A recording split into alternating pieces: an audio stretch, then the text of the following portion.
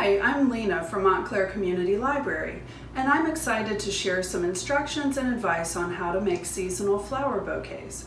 First, I recommend that you grab your library card, log into Creativebug, and watch the video tutorial called DIY Flower Bouquets. Secondly, you'll want to choose vases or containers, any size, any shape that you would like. You'll want, of course, flowers and plant material. I went to my garden and picked things, as well as stopped at a local store and picked up a flower bouquet, so I had lots of varieties to work with. You'll also want a pair of sharp garden clippers, or you can use a sharp kitchen knife. Scissors are okay, but they do tend to damage the stems. You might still want to have a pair of scissors for other things though. Finally, there are a couple of optional things. You might want some commercial flower preservative or something to embellish your bouquet, ribbon, twine, or even origami.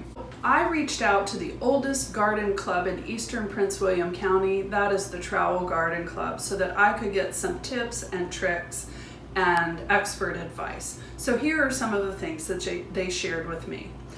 The first thing you need to do is make a plan. Decide what you're going to do with your bouquet and where you're going to put it.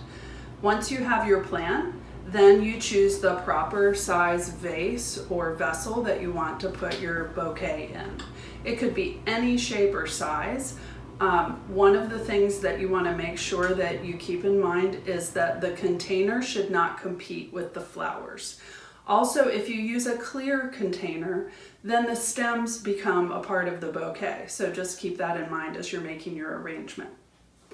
Another consideration is the balance and proportion of your bouquet.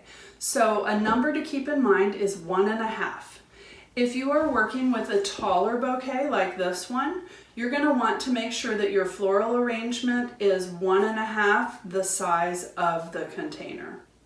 If your vessel is more short and squat, then your flower arrangement will be 1.5 the size of the width of the vessel. So that is your choice, however you want to do it, and feel free to experiment. When you cut your flowers, you're going to want to make sure that you cut them at a slant.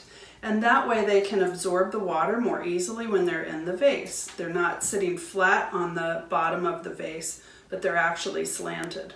And you'll want to remove the bottom leaves like so. Okay. When there are lots of leaves like this, you can literally just pull them all the way off. So another thing I learned from the Trowel Garden Club is that flowers shine in their season. So they recommended that you use particular varieties during the summer months. For example, lilies, black-eyed Susans, hydrangeas, and daisies, or what I happen to have in my garden is echinacea or coneflowers.